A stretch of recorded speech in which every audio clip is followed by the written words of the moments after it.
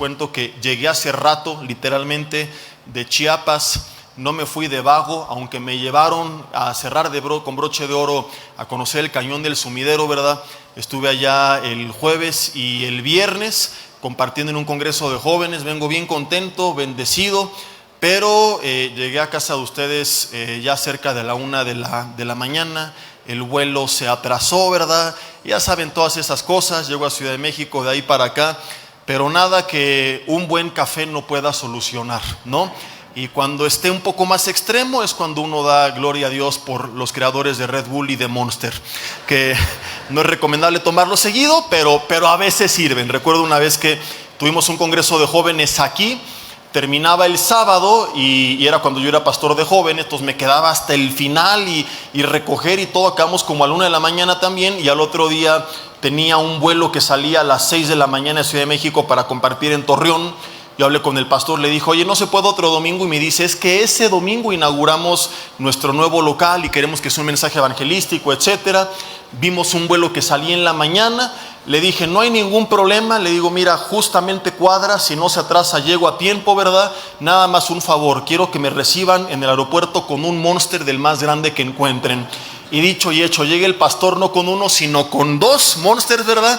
Entonces, ya lo de la prédica, con los 2 Monsters encima, ya estaba, hermanos, la Biblia dice, la Biblia dice, la Biblia dice, la Biblia dice, y asunto arreglado. No es recomendable diario, claro, pero a veces ayuda. Y bueno, hoy quiero compartir con ustedes un mensaje que, pues, no me voy a romper la cabeza con el título, tal cual vamos a ver el primer milagro de Jesús. Y fui bien original con el nombre. Estaremos estudiando el primer milagro de Jesús en un tema que he titulado El primer milagro de Jesús. Forma parte de la serie de Dunamis, una iglesia con poder, porque aunque no estaremos viendo algo que hizo la iglesia o después de que Jesús haya ascendido, cuando manda a sus discípulos, ¿verdad? Sí estaremos aprendiendo algunos principios espirituales de lo que Jesús hizo y que tiene que ver implícitamente con lo que sigue haciendo con su iglesia, que puede hacer en la iglesia y que tiene que hacer la iglesia para que eso suceda. Y vamos a ver un mensaje en el que 4 puntos muy sencillos que van interconectados nos van a enseñar cosas bien interesantes y muy prácticas esta mañana. Quiero que leamos primero la historia y después comenzamos a meditar en cada uno de estos puntos. Juan capítulo 2 dice en el versículo 1 que al tercer día se hicieron unas bodas. ¿En dónde dice la Biblia? Toma nota, al rato veremos por qué. En Caná de Galilea, y ahí estaba la madre de Jesús. Fueron también invitados a las bodas, que eran fiestas que a veces duraban hasta una semana, ¿verdad? Por eso no dice que se hizo una boda, sino unas bodas, habla en plural, porque eran muchos días de celebración. Y fueron invitados Jesús y sus discípulos. Dice el versículo 3 que faltando el vino, lo cual no quiere decir que no había, sino que se lo terminaron, como lo confirma la historia más adelante. Los invitados de la boda le entraban duro, el vino se acabó entonces muy pronto. Volta con tu marido y dile, ya encontré a tu familia en la Biblia. Ahí está tu árbol genealógico, tu tatarabuelo estuvo en las bodas de Caná. En eso sí son bien bíblicos algunos, ¿verdad? Se acabó el vino y la madre de Jesús, que algunos piensan que tenía que ver con la organización del evento, otros piensan más bien que había una relación de amistad entre Jesús, su familia y los novios que se estaban casando, porque vemos que ella está preocupada. Entonces, no cualquier invitado se empieza a preocupar por los detalles del evento que le corresponden a los novios, pero la gente más cercana a los novios es la que sí se llega a preocupar cuando de repente algo en un evento tan importante como este está saliendo mal, y para ayudar a los novios llegan a intervenir. Los demás solamente están murmurando y de chismosos criticando, ¿verdad? Digo, en esta iglesia esto no pasa. Siempre que hay una boda, yo sé que ustedes van a disfrutar, ¿verdad? Pero me refiero a los que vienen al primer servicio. Ahí sí. Dice que faltando el vino, la madre le dijo, no tienen vino. Jesús le responde, ¿qué tienes conmigo, mujer? Aún no ha venido mi hora. Versículo 5, su madre dijo a los que servían, haced todo lo que él les diga. Subraya la palabra todo, al rato la retomaremos. Dice la Biblia que estaban ahí 6 tinajas de piedra para agua, conforme al rito de la purificación de los judíos, en cada una de las cuales cabían 2 o 3 cántaros. Ahorita explico esto. Jesús les dijo, llenen estas tinajas de agua, y la Biblia dice, las medio llenaron de mala gana No, las llenaron hasta arriba. Entonces Jesús les dijo: saquen ahora y lleven esto al maestresala, que significa el encargado del evento. Cuando el maestresala probó el agua hecha vino, sin saber de dónde venía, aunque sí lo sabían los sirvientes que habían sacado el agua, llamó al esposo y le dijo: todo hombre sirve primero el buen vino, y cuando ya han bebido mucho, ya cuando perdieron el don del discernimiento de la calidad del vino, ¿verdad?, ya que están un poquito happy, entonces sirven del inferior. Pero aquí sucedió algo extraño. Le dice: tú has reservado el buen vino o el mejor vino hasta ahora. Y dice el versículo 11 que este principio de señales hizo Jesús en Caná de Galilea. O sea que hizo muchas más, pero este fue el principio. Esto es cronológicamente el primer milagro de Jesús, quien, añade después la Biblia, manifestó su gloria y sus discípulos creyeron en él. ¿Cuál fue el primer milagro de Jesús? ¿Sanar a un enfermo? ¿Resucitar a un muerto? Jesús hizo muchos milagros. Jesús oraba y los ciegos veían, los sordos oían, paralíticos andaban, suegras eran hechas buena onda, maravillas sucedían en la presencia de Jesús. No solo que suegra, estoy solamente bromeando, algunas se la toman muy a pecho, ¿verdad? Pero mire, a su yerno lo ministra, así que téngale misericordia. Usted lo molesta de lunes a domingo, deje que el domingo él pueda disfrutar un poquito. Jesús hizo muchos milagros, pero no sé si te habías preguntado tú, ¿por qué el primer milagro de Jesús es algo aparentemente tan vano, tan superficial, tan irrelevante como convertir el agua en vino? Quiero ponerte tantito en contexto y que entendamos un poquito mejor la escena, y regresamos ahorita a la pregunta: ¿por qué fue este el primer milagro de Jesús? Lo cual nos deja una enseñanza implícita. Luego veremos la explícita, luego dónde ocurrió y luego qué tenemos que hacer para que cosas como estas, en otro sentido, para que maravillas de parte de los cielos a nosotros puedan seguir ocurriendo. Caná de Galilea era una aldea que no era muy importante. Jesús va a la boda, se termina rápido el vino. Ya fuera de broma, algo pasó, que o el novio era medio macana y sirvió muy poco, o los invitados eran como algunos hermanos que le entraban bien, ¿verdad? Y el vino se termina muy rápido. La madre, preocupada, le dice: Jesús, mira, se acabó el vino, porque el vino era un elemento simbólico en la cultura de los judíos que representaba el gozo y que tenía que estar siempre presente en los momentos especiales, en las fiestas, en donde había alegría, tenía que haber vino. Entendamos que no es ni que Jesús ni que su madre quisieran emborrachar a la gente. Simple y sencillamente se veía mal visto ante la sociedad que en un evento de alegría este elemento simbólico no estuviera presente.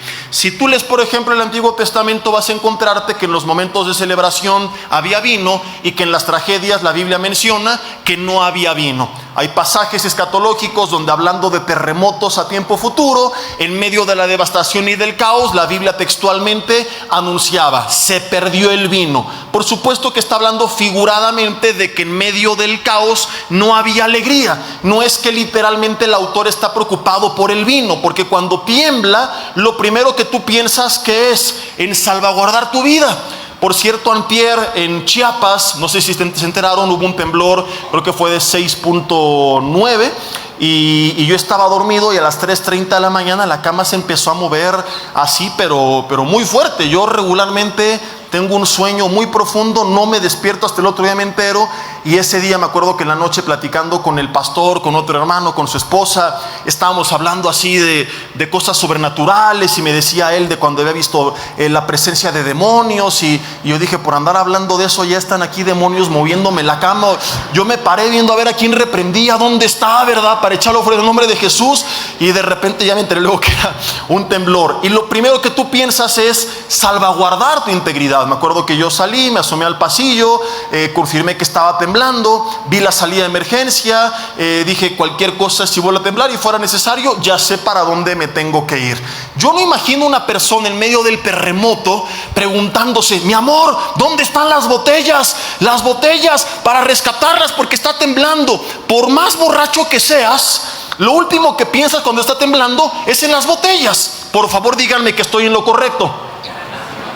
O hay varones aquí que: ¿dónde está el vino? A nadie le importa el vino cuando está temblando. Entonces, Es evidente que se trata de algo figurado, es algo simbólico. Se viene un tiempo de tragedia, se acabó el vino. Regresamos a la fiesta. Era un tiempo de celebración. La madre está preocupada, llega con Jesús. Jesús, se acabó el vino, y si se acabó el vino, se acabó la fiesta. Y Jesús dijo, ¿qué? Que se acabó el vino y se acabó la fiesta. Y Jesús dijo, que se acabó la fiesta. Que se acabó la fiesta. Y manda a los sirvientes a llenar, ¿cuántas? Saquen la calculadora, o los que eran buenos en matemáticas, póngase a hacer cuentas. 6 tinajas de agua. En cada una cabían 2 o 3 cántaros. En cada cántaro, o cada cántaro equivale a 40 litros de agua. Entonces, si cada tinaja tenía 2 o 3 cántaros, 3 por 40, 120 litros de agua, porque recuerda que la Biblia dice que estas tinajas fueron llenadas hasta arriba. Eran 2 o 3 si las llenabas a medias, pero esta gente, y al rato veremos la impactante lección que esto nos deja, las llenó a tope. 120 litros en cada tinaja. Es el equivalente a 6 garrafones de agua Electropura o Bonafont si eres fresa, o de Los Ángeles si eres cristiano, ¿verdad? Algunos dicen, no tomo Santa María porque dice Santa. Bueno, ponle Hermana María y tómatela, no seas religioso. 720 litros de agua que fueron convertidos en vino. Y cuando el Maestresala lo prueba, dice, no es cualquier vino, es el mejor vino. Y de aquí surgen muchas preguntas con impactantes respuestas. La primera que yo me hago es, ¿por qué el primer milagro de Jesús? Es la manera en la que Él va a manifestar por primera vez su poder sobrenatural frente a los ojos de los hombres. Dice que fue principio de señales. La gente vio su gloria, pero lo primero que hace no es un milagro de sanidad, sino un milagro que tiene que ver con darle vino a unos invitados para su boda, lo cual, seamos honestos, no era indispensable. Si tú tienes a 2 personas clamando porque Dios haga un milagro, y supongamos tú tienes de parte de Dios la posibilidad de orar para que el milagro suceda, y una persona es una persona enferma que necesita ser sanada o pronto va a morir, y la otra persona es una persona que dice, no tengo vino para mi boda, ¿oras para que el agua se multiplique en vino? ¿Por cuál de los 2 orarías primero? Por el enfermo. Y mi pregunta es, ¿y por qué Jesús decide manifestar como primer señal la multiplicación de 720 litros de agua en vino? Hay una enseñanza implícita aquí, y quiero hacer un paréntesis aquí para decirte que lo implícito vamos a confirmarlo con lo explícito. Hago este paréntesis porque hoy hay mucha charlatanería que se predica y la gente lo cree porque dice, es que me lo respaldaron con la Biblia. Porque basados en enseñanzas implícitas le dan forma y arman alegorías que desvían totalmente la enseñanza de lo que realmente significa. Es bien importante cuando nos enseñen, no, es que mira aquí que Daniel hizo, que Abraham, que Noé, y que esto significa esto, y de aquí aprendemos lo otro, y se metió en la cueva, y a veces tú y yo estamos también y cuando hay algo figurado, siempre se tiene que confirmar con algo explícito, con una orden, un pasaje doctrinal que enseñe que en verdad así operan las cosas en el reino de los cielos. De lo contrario, caemos en interpretaciones personales y en alegorías, y de aquí en muchísimas manipulaciones. Entonces, esto que voy a compartirte, que aprendemos de forma implícita, es algo que Jesús confirmó, no una ni dos, sino muchas veces de forma explícita, y lo vamos a ver. Y lo primero que quiero que nosotros entendamos es esto, y al menos para mí es maravilloso. Espero lograr transmitirlo como lo estoy entendiendo. Jesús conocía a los invitados, porque estaba su madre y sus discípulos. No sabemos si eran amigos, si era familia, pero había un aprecio, había un cariño. Evidentemente los amaba, porque Dios ama a todo el mundo. De tal manera amó Dios al mundo que da a su Hijo unigénito. Pero más allá de ese amor que procede del atributo divino, del amor, de forma personal había un aprecio. Y vemos a Jesús que está tan interesado en ellos, que cuando le enteran que ellos se han quedado sin vino y que social o culturalmente eso no se iba a ver bien, Jesús se encarga de que no les faltara algo que no era una necesidad. No estamos hablando de su sustento, no estamos hablando de su techo, de su vestido, de alimento. Estamos hablando de vino. Y seamos honestos, la gente puede vivir sin vino. Al menos eso espero. La gente no puede vivir sin agua. La gente no puede vivir sin comida. La gente muere de frío sin ropa. La gente puede enfermarse sin techo, pero la gente puede vivir sin vino. ¿Y qué nos deja el hecho de que el primer milagro de Jesús haya sido algo superficial y que no haya sido cubrir una necesidad básica? Y yo me llevo algo increíble. Si Jesús se encargó de satisfacer una necesidad secundaria, irrelevante y no indispensable, ¿por qué crees que te va a abandonar a ti con lo primario, relevante e indispensable? Si no permitió que ellos se quedaran sin vino, ¿por qué crees que va a permitir que tú te quedes sin comida? Si no permitió que ellos se quedaran sin vino, ¿por qué crees que va a permitir que tú y tu familia mueran de hambre? Si se encargó de lo secundario, ¿por qué nos va a abandonar en lo primario? Si se ocupó de cuidarles en lo irrelevante, ¿por qué crees que nos va a abandonar en lo relevante? ¿Me estoy explicando?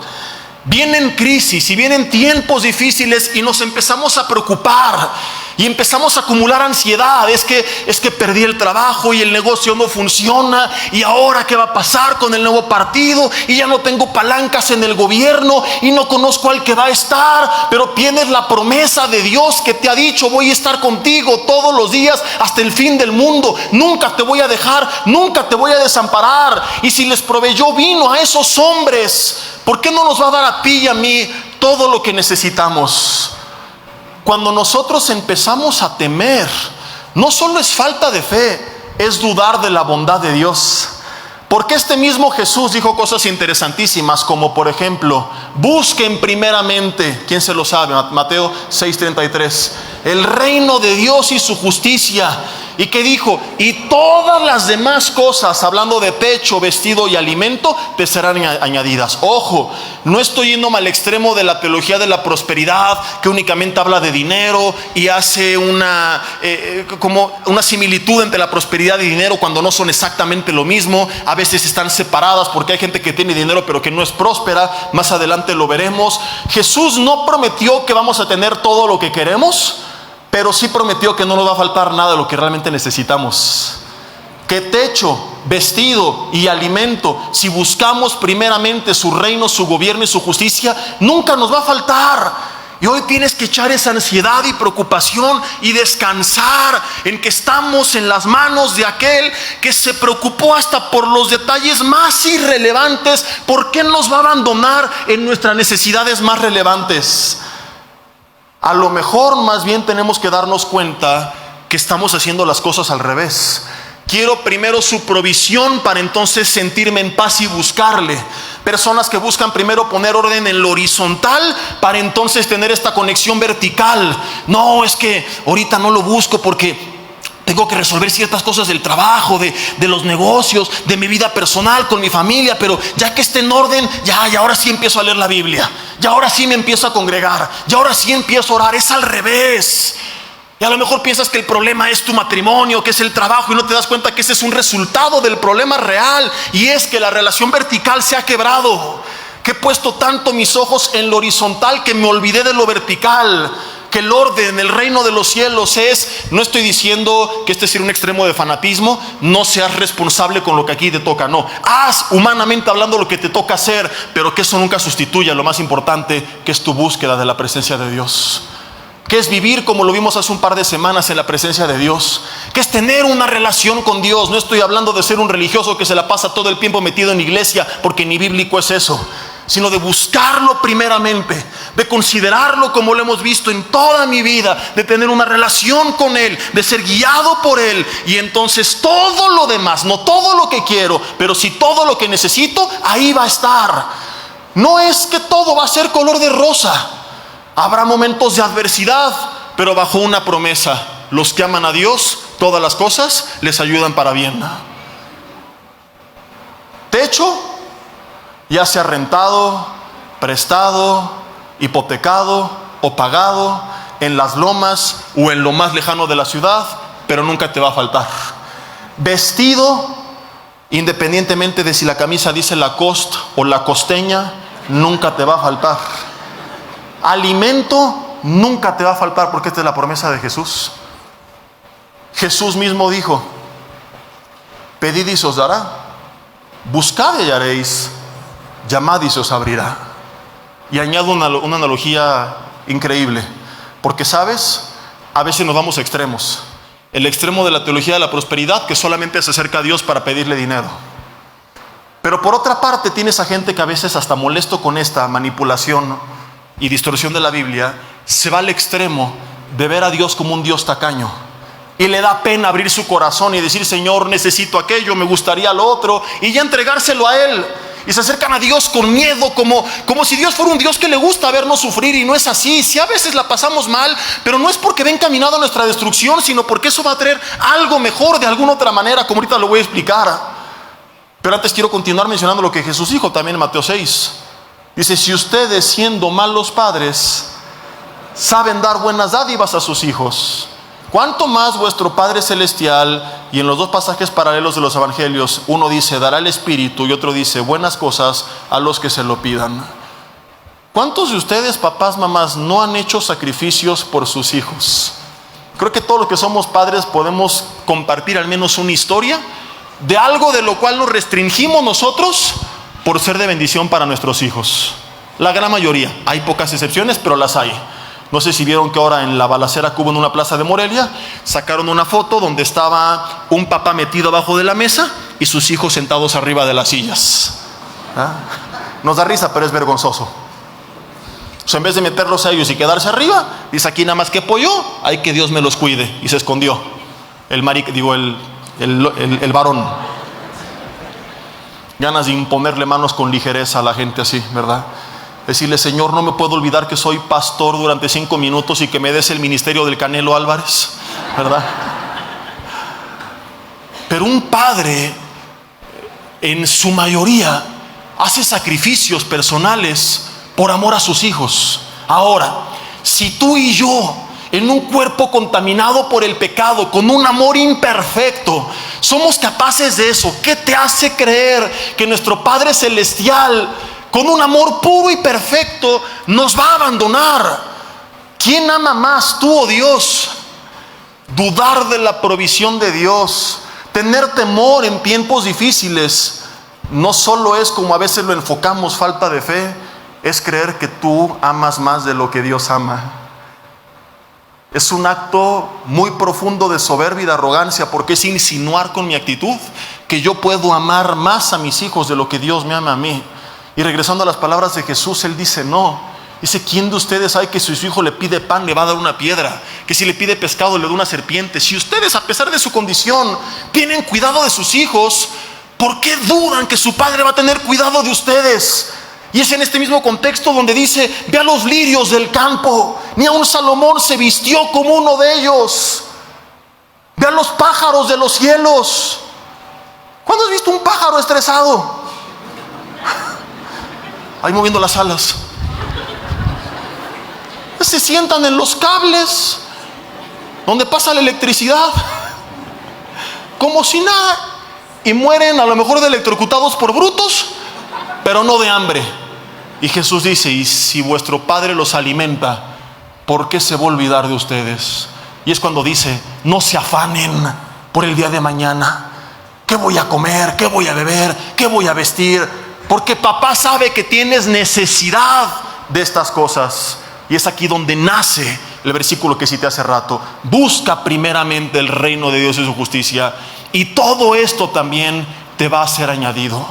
Tenemos que cambiar nuestra imagen de Dios y entender que si es el creador del universo, el omnipotente, nuestro Padre, y somos sus siervos, pero que también es un Padre amoroso que tiene cuidado de sus hijos.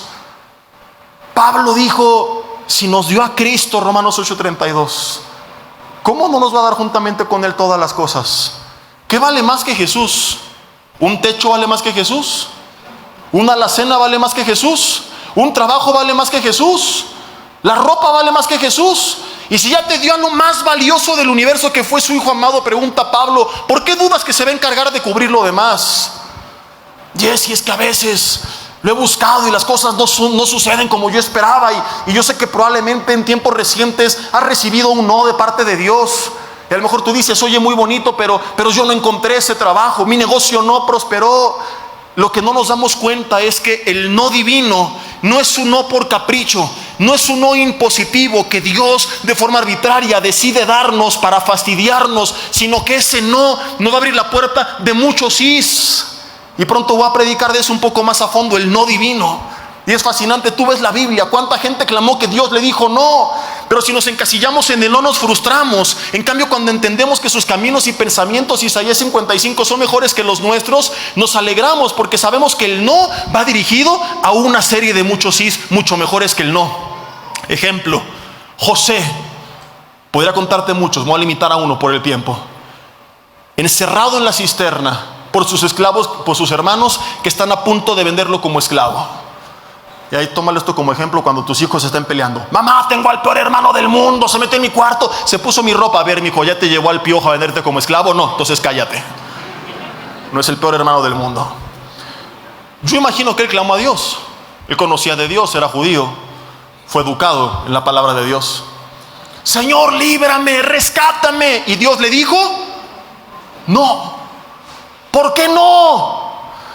Porque si te digo que sí, regresas a casa con tu padre, gobiernas sobre tus hermanos durante los próximos 20 años, pero va a venir una sequía y una hambruna sobre la tierra, y cuando venga esa sequía y esa hambruna, entonces tú y tu familia mueren de hambre, y se acaba mi plan con el pueblo de Israel. Así que te voy a decir hoy que no, y vas a ser vendido, y vas a ser traicionado, y vas a ir a casa de Potifar, donde nuevamente serás engañado, y luego vas a ir a la cárcel. Pero ese no implica una serie de sís. Sí serás vendido como esclavo, porque sí voy a mostrar mi poder a través de ti en la casa de Potifar, porque sí van a reconocer aún en la cárcel que yo estoy contigo y que todo lo que haces prosperas, porque sí vas a interpretar ese sueño al copero, quien sí te va a recomendar dentro de 13 años con el faraón, el máximo gobernante, y sí te va a poner a cargo de toda la tierra, porque vas a tener su anillo con el cual sí podrás emitir órdenes o edictos en su nombre. Y cuando vengan 7 años después el tiempo de hambre y de sequía, sí tendrás provisión, y sí tendrás la oportunidad de recibir a tu familia y darles un lugar y darles comida, y sí continuará mi plan con Israel, y sí voy a usar tu vida con poder, y sí vas a ser recordado en todas las siguientes generaciones. Harán películas de ti, canciones. José el soñador impactará la vida de millones de personas. Todo esto gracias a que un día Dios le dijo no. ¿Y cuántas veces estamos como él en esa cisterna? Enojados con Dios porque nos dijo que no, ensimismados. Y hay gente que se enojó con Dios después de la pandemia o en medio de ella, por lo que vino a afectar a su salud, a su familia, a sus finanzas, en vez de descansar y decir, Señor, gracias, porque sea sí o sea no, cualquiera que sea tu respuesta, será maravillosa, porque tus planes para mí son de bien y no de mal, porque tu voluntad es buena, es agradable y está completa. Y cuando creemos esto podemos descansar, sea cual sea la respuesta que vaya a venir de parte de los cielos. Yo recuerdo ayer cuando estaba ya camino al aeropuerto con un matrimonio que me dio raya ahí en Chiapas, que me contaron su historia, y luego me dijeron, a ver, pastor, tú cuéntanos la tuya con tu esposa, y les empecé a contar, y había olvidado un detalle bien importante, y es ya hacia el final de nuestra historia, y solo te lo resumo brevemente. Abby y yo fuimos novios en un par de ocasiones, separados por un intervalo de tiempo de 2 años y medio. Cuando nos reencontramos, ella estaba viviendo en la Riviera Maya, ella estudió turismo y estaba haciendo carrera para irse a ejercer su carrera en Canadá. Y yo me acuerdo que nos reencontramos, platicamos, regresamos, hablamos de planes, de que íbamos en serio, pero ella me dijo, yo tengo este sueño en mi corazón y lo quiero cumplir. Y yo pude haberme afligido y afanado y estresado, ¿verdad? Pero me acuerdo perfectamente que un día que me salí a caminar en el estacionamiento de la congregación anterior, no era pastor, pero ya servía, creo que estaba en el grupo de jóvenes, no era líder de jóvenes, pero predicaba con ellos, conocí a Dios, tenía una relación con Él y le entregué todo temor en oración. Le dije, Señor, descanso en ti y en tu voluntad. Si yo soy para ella, ella es para mí, las cosas se van a dar. Si no es tu voluntad, no tengo que temer. Ya ella, si se va a Canadá y acaba con un canadiense incircunciso, pues es que no era para mí, ¿verdad?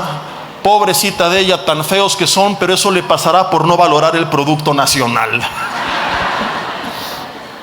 Y aprendí a descansar en Él. Me encuentro con personas atormentadas. ¿Y si no sé del negocio? ¿Y si la chava me dice que no? ¿Y si me engaña con otro? ¿Y si esto y si el otro? Descansa en que Dios te ama y no te preocupes por las diferentes cosas que te rodean. Ocúpate por caminar en su voluntad. Y si tú estás en su voluntad, a veces va a haber nos, a veces va a haber sís, pero todo será maravilloso. 3 meses después marca por teléfono y me dice: tengo el sueño de irme a Canadá, pero siempre he tenido uno más grande, que es servir a Dios, y quiero cumplirlo con la persona que amo. Jesse, en diciembre no vuelo a Canadá, regreso a Toluca.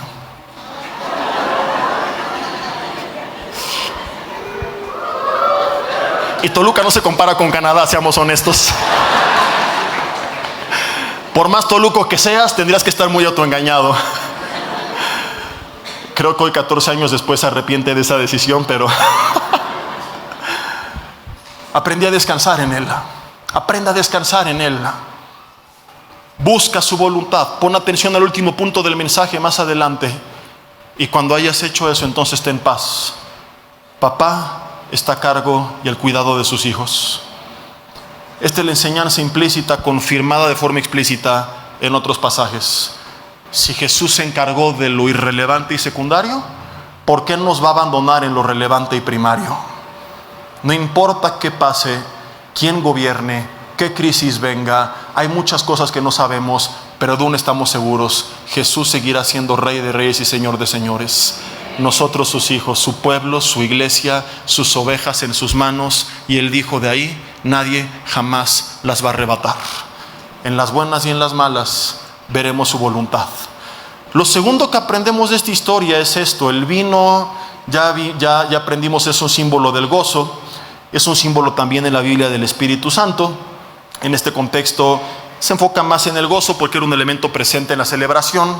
El agua representa a Jesús y a su palabra. Jesús en Juan 4 dijo: el que beba del agua que yo le daré nunca más tendrá sed. Y la tinaja nos representa a nosotros. Segunda de Corintios capítulo 4 versículo 7, de forma explícita, dice la Biblia. Segunda de Corintios, estoy en primera, por eso no me da. Capítulo 4 versículo 7 dice que tenemos este tesoro, que es la palabra, en vasos de barro, para que la excelencia del poder sea de Dios y no de nosotros. ¿Qué tenemos nosotros? Di conmigo: la palabra. ¿Y quiénes somos nosotros? Vasos de barro. ¿Qué sucede cuando pones el agua en el barro? El agua se convierte en vino. ¿Qué es lo que quiero decir con esto? Los invitados se acabaron el agua. A veces así nos sentimos nosotros, secos. Los problemas, las pruebas del mundo nos empiezan a drenar. Tú y yo somos aquellas tinajas que segunda de Corintios 4:7 dice: han recibido el tesoro de la palabra. O sea que esto implícito está confirmado de forma explícita. Yo, tinaja, tengo que llenarme de su agua.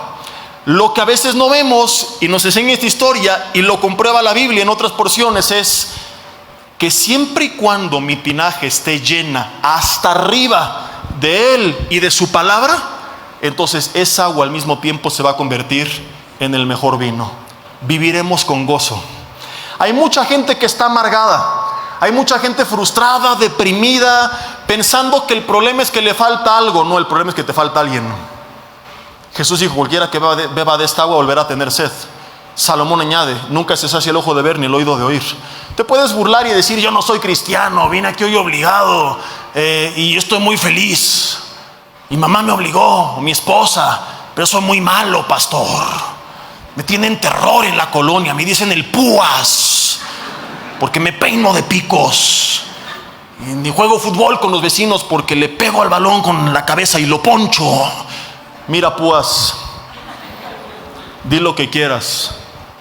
Lo que te estoy diciendo no lo puedes debatir, porque no solo es bíblico, también es científico. La satisfacción que hoy sientes solamente es el producto de químicos, hormonas o neurotransmisores liberados por tu cerebro al recibir ciertas señales. La señal de un coche nuevo, cartera nueva, sueldo nuevo, novia nueva, esposa nueva, trabajo nuevo, casa nueva, lo que sea. En cuestión de meses tu cerebro se va a acostumbrar. Lo nuevo pasa a ser lo habitual. Ya no libera nada, no siente nada. Y la misma frustración que tenías antes va a volver. Así que te creo si me dices que eres pleno sin Jesús. No lo voy a debatir, la pregunta es ¿cuánto tiempo crees que te va a durar? Volverás a ser la misma tinaja vacía de antes. Salomón dijo que hay gente que no le falta nada de lo que su alma desea, pero Dios no les da un don, que es el de disfrutar de aquello que tienen. Lo primero que aprendimos es que Dios no va a permitir que nos falte lo indispensable. Lo segundo que estamos viendo es que quizá no vamos a tener todo lo que queremos, pero con lo que tengamos nos dará felicidad.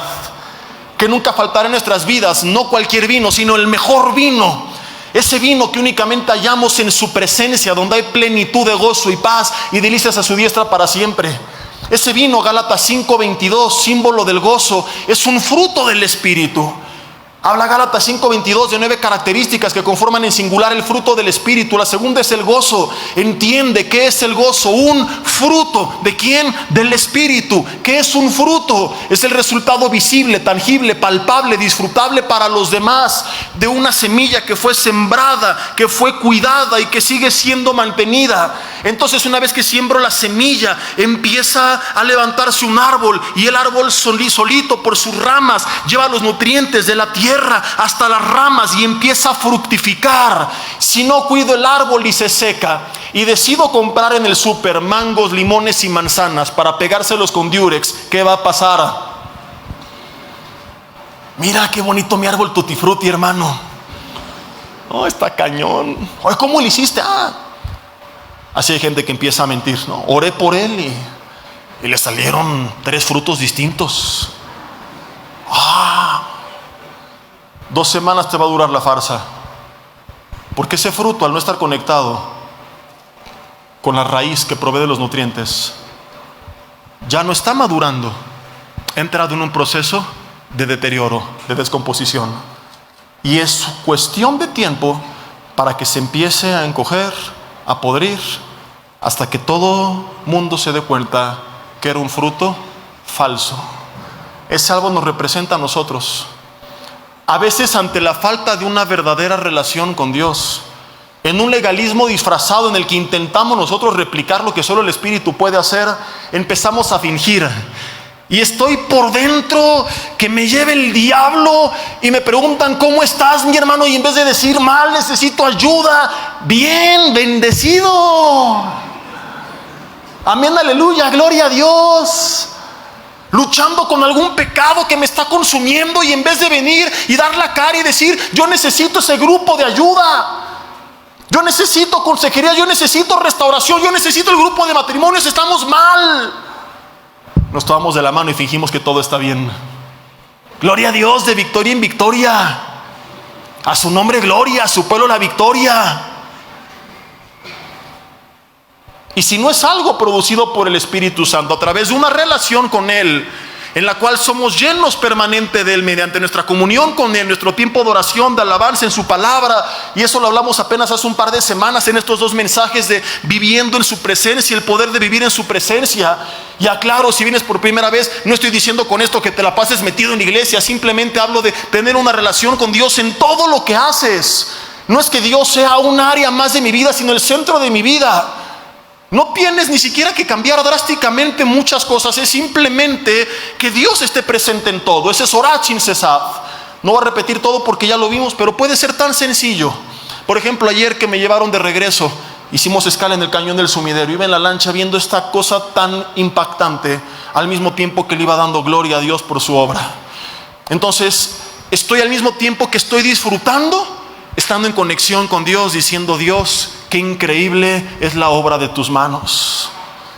Llego a la casa en la madrugada, abrazo a mi esposa, seguía despierta esperándome, y luego voy al cuarto de mi hija, la abrazo, se despierta, papito, me abraza, me quedo abrazándola mientras se duerme, y al mismo tiempo que está disfrutando de estar con ella, está orando por ella. Dios, gracias por permitir regresar, por estar aquí, bendícela, guárdala, cuídala. Si te das cuenta, mi rutina fue la misma, simplemente que Dios estuvo presente.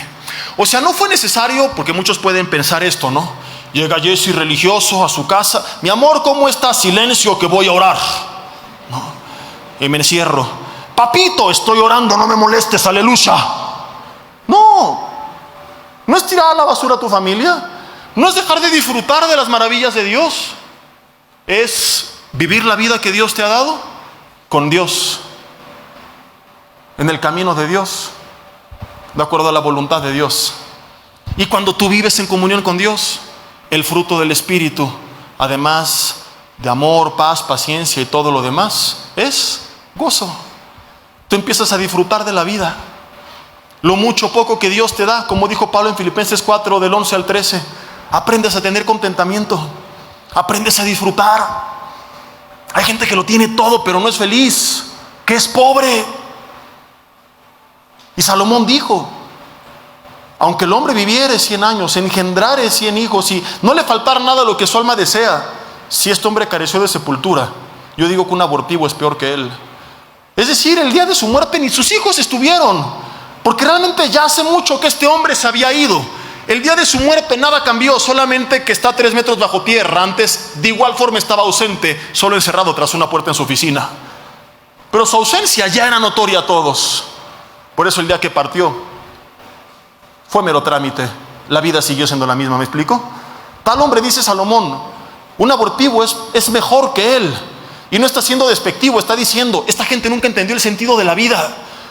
Y tú puedes ver cuántos millonarios, deportistas, famosos, políticos, aparentemente lo tienen todo, pero no son felices. Esta gente no es rica, es inmensamente pobre, porque todo su dinero no le alcanza para lo más importante, que es disfrutar de la vida. A veces ni amigos ni cercanos, sino solamente interesados tienen, y entonces ¿de qué sirve todo lo demás?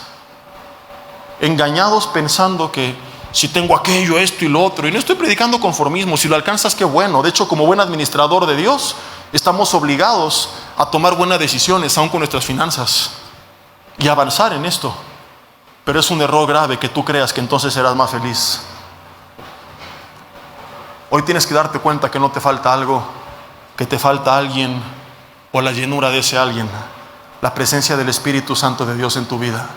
Entonces Jesús dijo, cuando bebas del agua que yo te doy, nunca más tendrás sed, sino que de tu interior van a correr ríos que salten para vida eterna. Independientemente de lo que te rodea, cuando tu tinaja es llena de su agua, de su persona, de su presencia, automáticamente eso pasa a ser no cualquier vino, sino el mejor vino. ¿Dónde ocurrió este milagro? Caná de Galilea.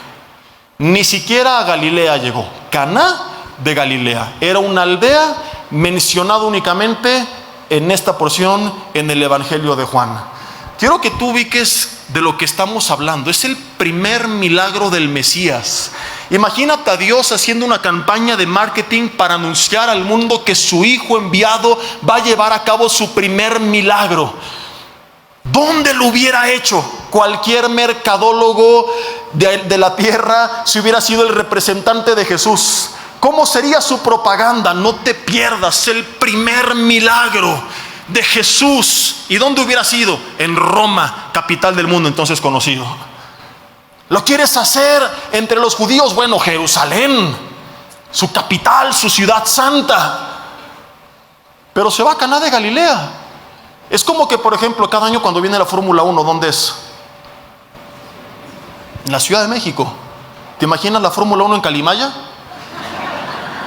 Y no estoy siendo despectivo, yo ahí vivo hace 10 años, pero hay que ser honestos, nunca va a haber la Fórmula 1 ahí. ¿O te imaginas un evento magno?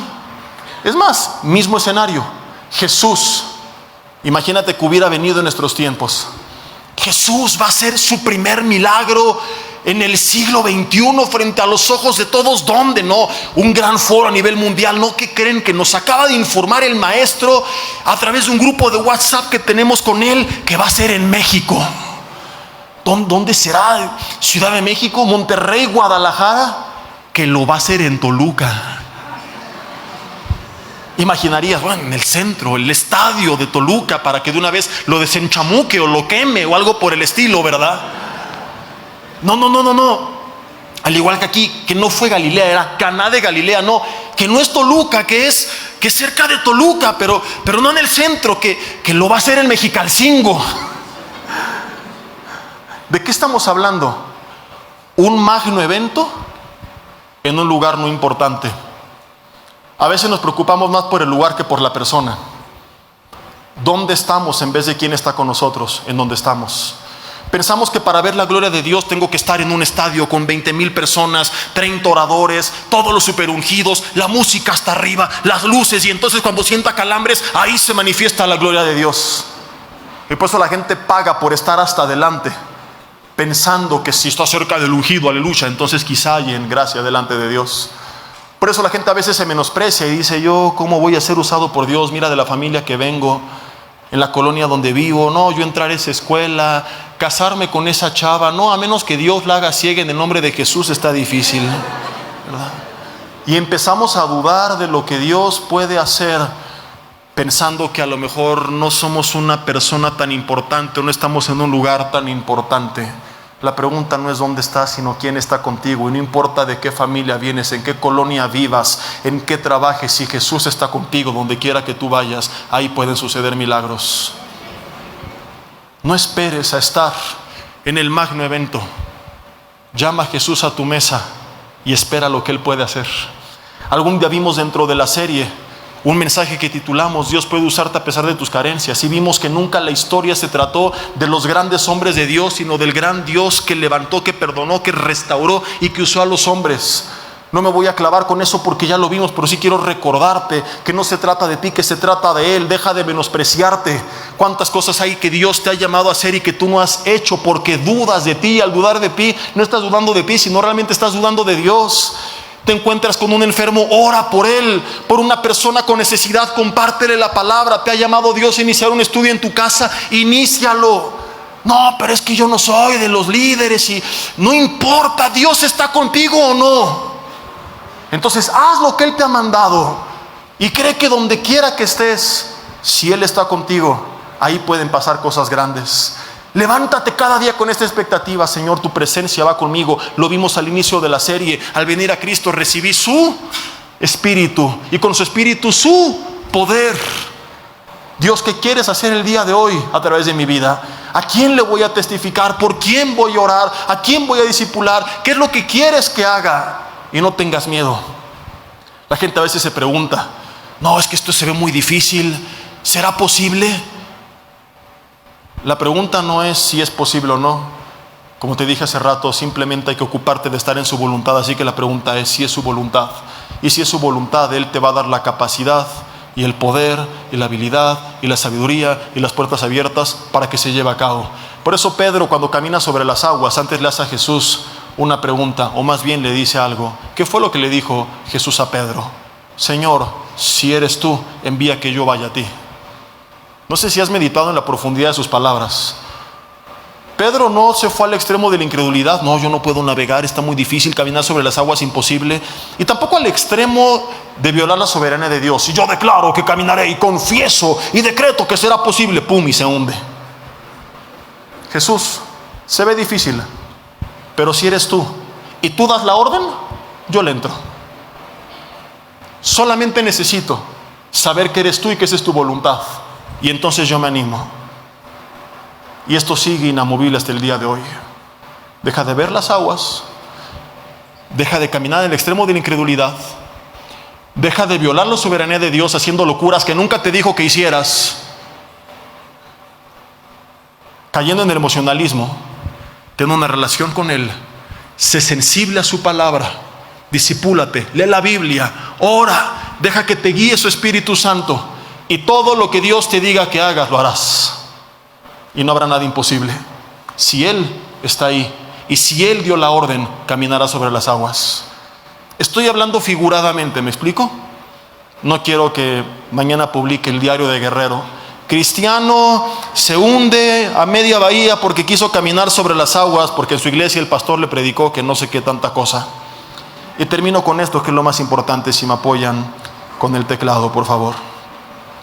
Ya aprendimos lo que puede hacer Jesús en cualquier lugar si está presente, de forma implícita y explícita. Que Él nunca nos va a dejar, que Él pueda hacer cosas grandes, que el mejor vino nunca va a faltar.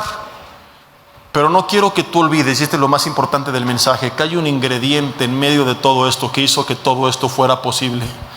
Solamente hizo el primer milagro en las bodas de Caná, y solamente multiplicó el vino, y solamente satisfizo esa necesidad secundaria, porque todos esos hombres que recibieron la orden le obedecieron.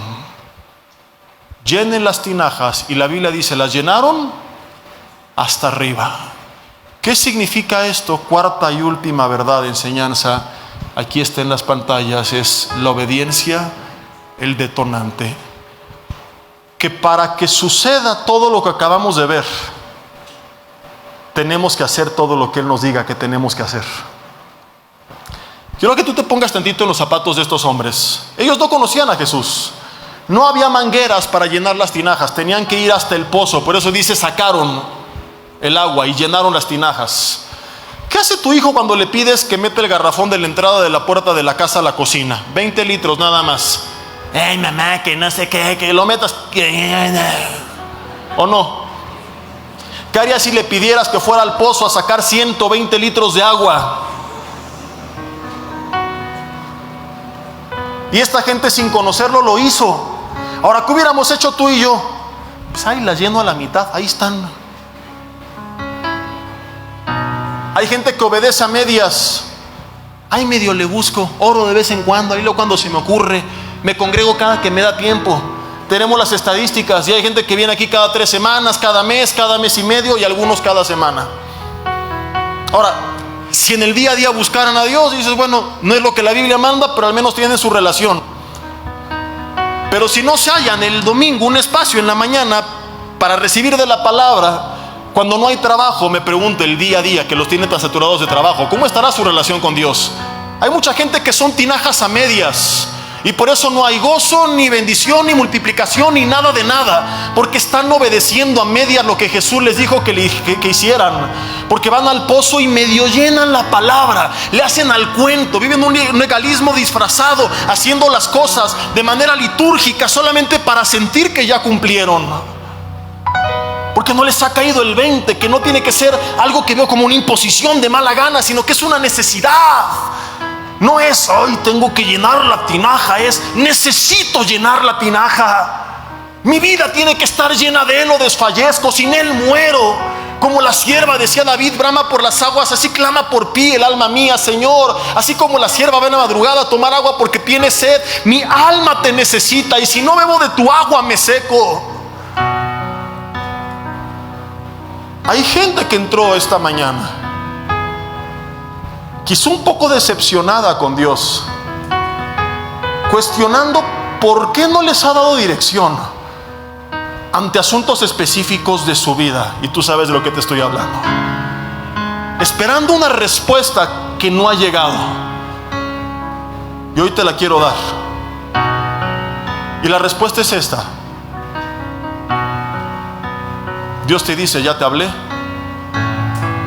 solo que tú no has hecho caso.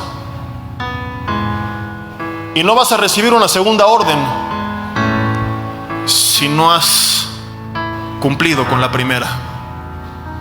Imagínate, esta gente va y deja las tinajas ahí botadas y creen que es el Mesías, y le dicen, Mesías, háblanos, muestra tu gloria. Y Jesús guarda silencio. Se van decepcionados, no era el Mesías, no mostró su gloria. Y Jesús les dice, sí lo era, solo que les dio una orden que ustedes ignoraron. ¿Cuántas cosas hay que Dios ya te dijo, pero que como no te gustan, no les has hecho caso? Porque no era un orden fácil, sonaba absurda. ¿Por qué tengo que ir al pozo y sacar 120 litros de agua? Es una boda, no una fiesta infantil. Agua hay, lo que falta es vino. Pero esta gente, aún sin conocerle, me asombra, dice la Biblia, las llenaron hasta arriba. Y mi pregunta es, ¿cómo es posible que le obedeció a aquel que no le conocía y que le ignore y le rechace el pueblo que supuestamente le conoce? Porque esta gente que no sabía quién era dijo que no, dijo que sí. Y tú y yo que sí le conocemos, vivimos constantemente diciéndole que no, ignorando, rechazando, manipulando órdenes que Él nos ha dado. Y yo sé que el Espíritu Santo está poniendo en este momento en tu mente aquello que tú sabes que ha venido de parte de Dios y que tú has ignorado. Y que algunos han continuado con una relación en yugo desigual que nunca tuvo que haber iniciado. Que otros siguen metidos en pornografía. Que otros no han terminado con ese adulterio. Que algunos siguen haciendo negocios ilícitos. Que algunos Dios les dijo hace mucho tiempo: es hora de iniciar con este estudio bíblico. Abre tu casa como una casa de vida. Y tú por apatía prefieres estar en la televisión en vez de hacerle caso al mandato divino. Tu tinaja está llena a medias y no hasta arriba. Y por eso medio recibes de Dios y medio ves su gloria. Y no es que Él no te quiera hablar, ya te habló y tiene mucho más que decirte, pero en la lista hay cosas pendientes de cumplirse todavía, de aquello que hay que hacer o que hay que dejar de hacer. No hay vino sin agua, no hay poder sin obediencia. No puede haber otra palabra si he vivido rechazando la primera. Dios ha sido claro. Su palabra ha venido a nuestras vidas de diferentes formas. Él se ha dirigido a nosotros, solo que le hemos ignorado. Y hoy es el día, no de llenarte de culpa y condenación y vergüenza, sino de aprovechar que su misericordia, que se renueva cada mañana, nos permite voltear al cielo y decir: Maestro, aquí estoy, ¿qué quieres que haga? Te voy a obedecer de una manera incondicional. No más pretextos, no más argumentos. Sí a la obediencia. Es el detonante para que cosas grandes sucedan. No estoy diciendo que te lo vas a merecer, que te lo vas a ganar. Es simplemente que es un resultado natural. Un hijo perdido, oro por él, Dios obra en su vida. Doy testimonio, reflejo a Cristo. No lo hago, el resultado natural, lo que recojo de lo que sembré, es distinto. Ahí en tu lugar cierra tus ojos y dile: Señor, como David oró hace años, yo oro. Dile: examíname, oh Dios, y conoce mi corazón, pruébame y ve mis caminos, dime qué está mal, conoce mis pensamientos. Saca la luz, Espíritu Santo, hoy delante de mí, desenmascárame frente a mis propios ojos, permíteme verme frente al espejo y recordar aquello que me dijiste o que me estás diciendo. ¿Qué tinajas me llamaste a tomar y dejé tiradas? ¿Qué tinajas llené a medias? Dile: habla mi vida. Y Él va a empezar a traer a tu mente palabras que tú ya habías recibido, que te está revelando en este momento, que te está hablando. Y la Biblia dice: cuando oigas su voz, no endurezcas tu corazón. Dile: Dios, voy a llenar mi tinaja hasta arriba. Voy a buscarte porque te necesito. Voy a obedecerte incondicionalmente. Dile: Dios, aquello que me estás pidiendo que te entregue, aquí está. Noviazgos en yugo desigual, una vida de fornicación, adulterio, pornografía, mis adicciones. Quizá cueste trabajo y tenga que luchar, quizá tenga que pedir ayuda, lo voy a hacer. No estoy diciendo que de aquí a mañana ganaré la batalla, porque yo no sé cuánto me tomará, pero sí estoy diciendo que iniciaré la batalla, que no quiero seguir igual, viviendo cínicamente en desobediencia, despreocupado, como si todo estuviera en orden, cuando tú y yo sabemos que no lo está. Dile: perdóname, límpiame con tu sangre, renuévame, restáurame, cámbiame. Quiero hacer tu voluntad, quiero obedecerte, quiero ir hasta el pozo y sacar cubeta a cubeta de agua y llenar la tinaja hasta arriba. Dile: Dios, renuncio a una vida en desobediencia, renuncio a mis argumentos, a mis justificaciones, a mis excusas. No hay pretexto. Voy a hacer tu voluntad. Voy a orar por ese enfermo. Voy a predicar la palabra a esa persona que has puesto en mi corazón. Voy a iniciar ese estudio. Voy a entregarte este pecado. Voy a llenar mi vida de ti, de tu palabra, hasta arriba. Dile: Señor, quiero que mi tinaja sea llena de tu palabra y de tu presencia. Quiero, como lo vimos hace un par de semanas, vivir lleno de tu Espíritu Santo, entendiendo que no es algo que sucede en un momento cuando le digo lléname, sino que es parte de un estilo de vida. Que el sed llenos, el tiempo del verbo, habla de un estado continuo, permanente. Así quiero vivir. Dile: Señor, quiero llenarme de ti y permanecer lleno de ti. Y yo oro, Dios, para que las tinajas llenas de agua sean al mismo tiempo tinajas llenas de vino, para que todos tus hijos e hijas, Señor, que se rinden a ti, puedan ser libres de toda amargura, de toda tristeza, de rencor, de depresión, de angustia, de estrés, de miedo, que en el nombre de Jesús sea derramado fuera de nuestras vidas, Señor. Así como cuando cae el agua en un vaso y empieza a llenarlo y echar fuera la suciedad, que todo inmundo que no viene de ti, Señor, sea echado fuera de nuestras vidas. Todo pecado y todo sentimiento y todo pensamiento, Señor, que nos ha contaminado, que venga tu agua como presión a limpiar nuestro vaso y seamos limpios de todo aquello que no viene de los cielos, llenos únicamente de tu Espíritu Santo, llenos de tu palabra, llenos de tu presencia, llenos de tu vino. Padre, que podamos recibir ese abrazo, ese consuelo, ese gozo, esa paz que solo viene de ti. Que podamos ser testigos de tu poder sobre nosotros, de cómo lo que hiciste en Caná de Galilea lo puedes seguir haciendo de otra manera en nuestras vidas. Jesús, siéntate a mi mesa. Yo me siento contigo y haz lo que quieras. Dios, yo te pido que en medio de tu presencia, tu iglesia pueda ver tu poder y los cielos abiertos, que pueda ver tu provisión en lo secundario y en lo primario, que aquellos que están pasando crisis puedan comenzar a ver tiempos de cielos abiertos, de provisión, de fruto.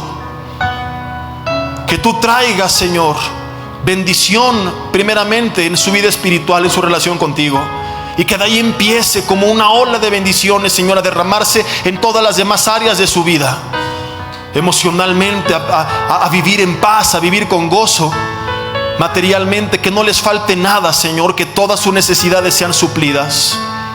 Que tú traigas restauración a sus familias, a sus matrimonios, a sus vidas, victoria sobre el pecado, y en aquellos que sí lo has determinado a hacer, Señor, que traigas sanidad sobre toda enfermedad. Yo oro que si es tu voluntad, que en esta hora alguien, Señor, en tu iglesia sea sanado, que tú envíes la orden desde el cielo, para que en el nombre de Jesús toda enfermedad que ya no esté en tu agenda, que ya no tiene ningún propósito, sea echada afuera. Y es la orden que damos en el nombre de Jesús en este momento. Que todo virus, bacteria, todo daño, tumor cancerígeno, Señor, órgano afectado, sea sanado, restaurado, y el cuerpo de tus hijos y tus hijas vuelva a su equilibrio natural. Que si a nivel celular algo tiene que pasar, envíes la orden para que así suceda. Que se haga todo lo que tú digas. Creemos que basta que tú des la orden para que suceda. Y como te dijo Pedro, si eres tú y esta es tu voluntad, solo dilo, envía la orden. Y si has dado la orden desde el cielo, en el nombre de Jesús la repetimos en la tierra y ordenamos que toda enfermedad sea sanada en esta hora, en el nombre de Cristo Jesús. Dile ahí en tu lugar, si vienes por primera vez: Jesús, siéntate a mi mesa, reina en mi vida, lléname de tu presencia, que habite tu espíritu en mí. límpiame de mis pecados, sé mi Señor y mi Salvador. Ayúdame a conocerte y caminar tomado de tu mano. Gracias en el nombre de Jesús te damos. Amén y amén.